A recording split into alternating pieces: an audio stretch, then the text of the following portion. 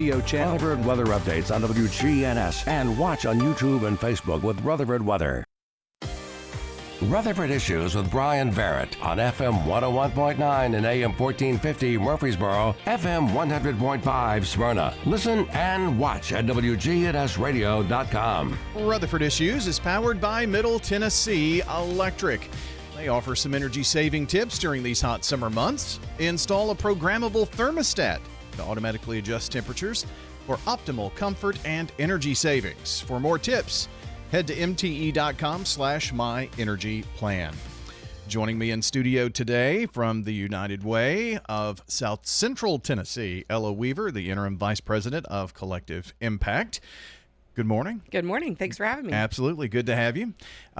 My brain, as soon as I saw the UW on my little card here, made me of Rutherford and Cannon counties, Yep. but new name. Yes, we're all getting used to it as well, changing email signatures and all the fun things, all the logos that are out there. But yeah, we launched our new name on July 1 was when it became official. So we are excited to have a name that fully reflects our coverage area. Yeah, so Bedford had been a part for a while now anyway. Yes, so Bedford had a standalone United Way, and we merged with them about a year ago. So we've been serving now Bedford and Lincoln County in addition to Rutherford and Cannon for about a year, and then again just got that name update. So I'm excited for the future plans for that. Yeah. Now was Bedford and Lincoln linked together? They were. Okay. It was. I think the primary service was happening in Bedford County in Shelbyville, but we're taking a regional approach, and so really spending some time to build relationships there, get to know those communities, and see how we can best serve those areas. Sure. And maybe room to grow the service area, if you will. Potentially, yes. We kind of specifically chose a name that would allow us to continue to grow, so we didn't have to keep tacking county names on the end of our name. Eventually, that gets to be rather long. So I'm excited for a regional approach and a regional name. Yeah, the United Way of Rutherford, Cannon, Bedford, Lincoln, it just doesn't roll off the tongue. Bit of a mouthful, yeah. Well, that's awesome to know. I thought that it was important that we mention that because folks who have always heard, I guess, Rutherford and Cannon counties may be thinking, well, what is this? Is it a different Salvation or different United Way, or what are we doing here? So new name, lot of same folks. Yes. Yeah. Yep. We've got a lot of the same stuff still going on. You can still find us at our website, same address, yourlocaluw.org. So again, kind of steering into the philosophy of we are the local United Way, serving lots of different areas. Yeah, most certainly. And doing that right here from Rutherford County in a big way. So the interim vice president of Collective Impact, what is Collective Impact? What is it that you're heading up here? Yeah, great question. So Collective Impact is really a strategy that you use within a community to solve large-scale systems problems where we know that we can do more together than we can alone. And so looking at each organization kind of bringing their own strengths to the table, their own specific purposes, and knowing that everyone has a seat at the table. Everyone has a job, whether that's a nonprofit, a business partner, a donor, a volunteer. Through Collective Impact, we can all sit at the table together and really solve those problems that have been issues in our communities for years. And we know we're going to take large-scale change to really make change for those individual people and families. Yeah, I think we mistakenly maybe look at things like, well, it's going to take this much money to do that. Well, you also have to have volunteers to do that. Absolutely. You have to have community partners. It all is part of a process. Yes, everyone's got a role, and we want to kind of open the doors for that and invite people to the table and really see how people want to be part of the solution. If you've ever heard our new president and CEO, Kristen Swan, speak, you've probably heard her say that we know that complex problems don't have simple solutions, and so it takes everybody's strengths and skills and services to really address those complex problems for permanent change. Yeah. Speaking of that, saw Kristen a few months back, and the job was really new at that point. So there have been some changes, but obviously Kristen has been such a part of the United Way. It was probably very easy just to roll right on over. Absolutely, pretty seamless. We're really excited about the expertise that she brings to the job, not only in just kind of our overall structure and philosophies, but expertise in this community. She's been such a vital part of it for a long time, so she's doing a great job. Well, we're going to talk a little bit today about some of the grants that have been awarded, and this is for Rutherford and Cannon counties specifically, and pretty big dollar amount here that's been grants awarded, I guess. That's right. We have over $800,000 awarded, $810,400 to be exact, I think, awarded to 35 different programs that all are connected to different agencies in our community. So it was a big year. We had lots of great applicants, some programs that were not awarded that are still doing great work. It was a really tough decision for our Community Impact Committee that makes those funding recommendations. But yeah, these programs are doing great work, and we're really excited to see the impact over this next year, what can happen together again. Now, this is money that was donated from the community and many different campaigns, I'm sure. Yeah, workplace campaigns, also other individual donors, our Give United campaign that happens in the fall. So lots of different ways that we raised that money over the past year, and then that'll be granted out this year. And then we've already begun the process for raising the money that we'll be able to grant out next year to new partners or ongoing partners. Yeah, it's pretty much a continuous cycle there, isn't Absolutely. it? Raise money, have campaigns, give money, and start all over again. Absolutely, yep. So kind of walk us through the process, or maybe the categories is not the right word, but I mean, a lot of these agencies do different work. So how do you determine all of that? Yeah. So we have, we established bold goals for 2030 back in 2020-ish.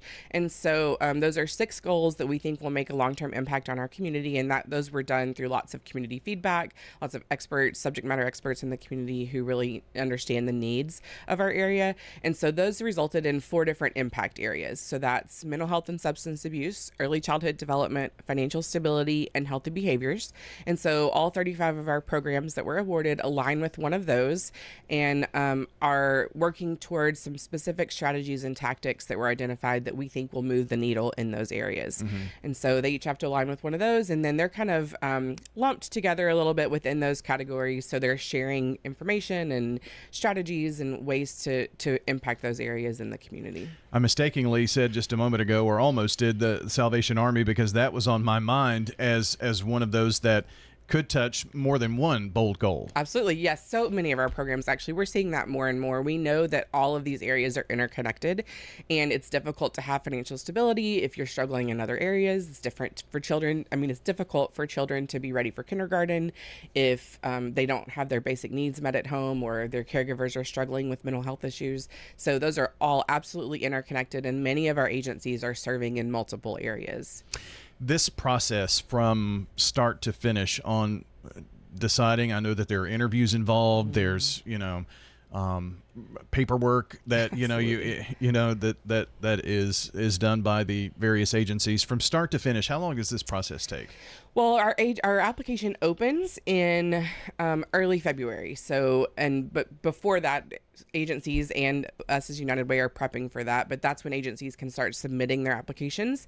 And then specifically our Community Impact Committee spends hours reviewing those applications and trying their best to be objective in that application review, utilizing a rubric that really looks at the ways that we're trying to evaluate those applications. And then we announce those awards in mid-June.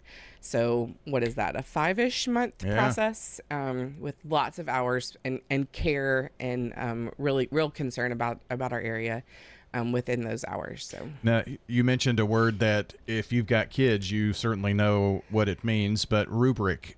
So that's almost, I guess, for us old folks, it's kind of like a grading system or something like that, yeah, right? Absolutely. So we set up a rubric with the rating factors that we're looking for applications. So we're looking for agencies to have to be able to demonstrate their impact, to show us in the application how they're going to design their program to make the greatest impact on their clients.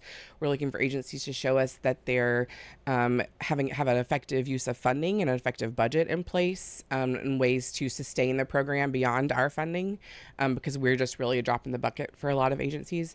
And so all of those things are spelled out for our reviewers, and this score means this and this score means this, and I'm taking that all into consideration, as well as their written comments and kind of their overall perspective of a program. Now, is this the folks on the committee, do they do this collectively as a group, or is some of that work done individually, or a little of both? Yeah, both. So they do their individual scoring on paper, submit those scores, and then the scores are really a guideline for us moving forward when we have a collective conversation about what those scores look like, what they really mean, which areas were scored lower or higher. This year we had some kind of bonus point categories that communicated our priorities for our funding, and for that this year was collaborative funding and programs that filled a gap in services.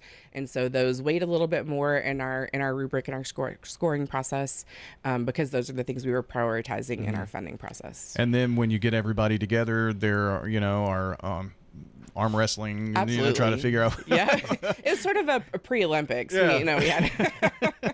but I'm sure that collectively, when you talk about it as a committee, maybe eyes are open to something that another person did not see, and things like that. Yeah, absolutely. Our committee is coming from all different perspectives throughout the community, people who are who have been involved in the nonprofit space in this area for a long time, but also bring different levels of expertise in different areas, and have spent a long time looking at United Way's application process and have been with us through our transition in the way that we're prioritizing and awarding funding.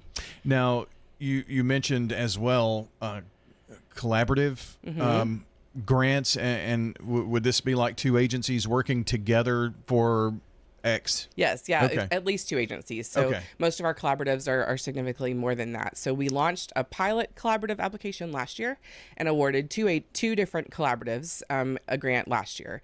And so then expanded that this year to just kind of open it up. It was a all-in-one application, and you could apply for it as a collaborative or not. And so this year we awarded 6 different collaborative awards, which was very exciting for us. And we really want to continue prioritizing that in future funding years as well. So of that $800,000-ish that were awarded to 35 programs, over 300,000 of that is to the 6 collaboratives. So that really, again, demonstrates our priorities in the way that we're funding. And the reason for that is that we believe that the collaborative work is really what's going to move us forward. So we're not duplicating efforts across our service areas. We're not thinking you have to create something that you're not already doing to fix a problem. A lot of times another agency is doing it just as well. And so if we can come together and bring our strengths together and serve collaboratively, that we can achieve more. And we know that organizations have been doing that for a long time. And so this is just a way that we want to direct our funding to make a broader impact. Well, and I think if maybe if there's a duplication of service with two different agencies, there's a way to say, well, we should focus on this and you focus on, and work together. And then that duplication of services kind of washes out, if you will. Well, it's so much easier for clients to access the resources that they need. When individuals have a need in a community and they're having to go to multiple different locations and navigate multiple systems, when instead they can have one entry point and then get access to everything that they need. It's just a better way of serving. And also those clients to know that if you go to X agency and that's not what they do, they know to send you to Y. Absolutely. If that makes sense. Yeah. And so it helps the client in the process, I would think. Yeah. And we have one of our collaboratives that was awarded last year. So they were one of our pilot grant recipients. It's called Bridging the Gap. And so last year it was 3 agencies: Stepping Stones, Salvation Army, and Murfreesboro Cold Patrol. And then this year they applied again and added Community Helpers, Nurses for Newborns, and Dominion Financial. And so that's 6 total agencies who are part of this collaborative. And their goal is really to address immediate needs for families. So a lot of times that's from a street outreach perspective. They work with the local police department when officers come across a family or an individual who has a specific need to be off the street for the night or for several nights. They can help them do that and then connect them to the long-term services.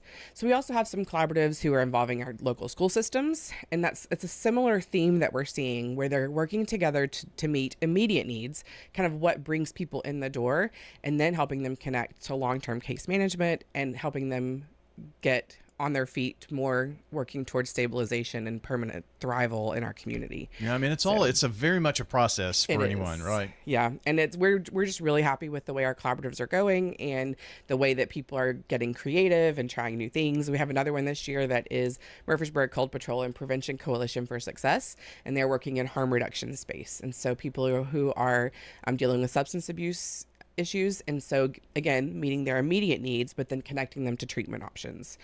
So a way to get people in the door and then helping them long term.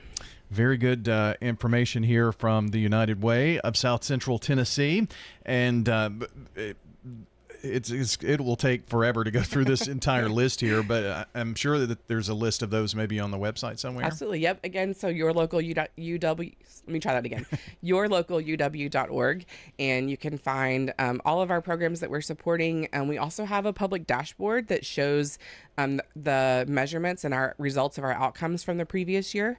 And so we're still kind of gathering that information from this past year. But just a couple I can throw out if you want to hear some of our, because we are basing our funding on measurable outcomes. And so within our financial stability goals, we had 5 agencies measuring their clients' ability to obtain and maintain stable housing. And so for the 23-24 grant year, 86% of the clients that were measured in that category were able to obtain and maintain stable housing, which is excellent. And then within our mental health and substance abuse category, we have 8 agencies who are measuring their clients' ability to meet their treatment goals.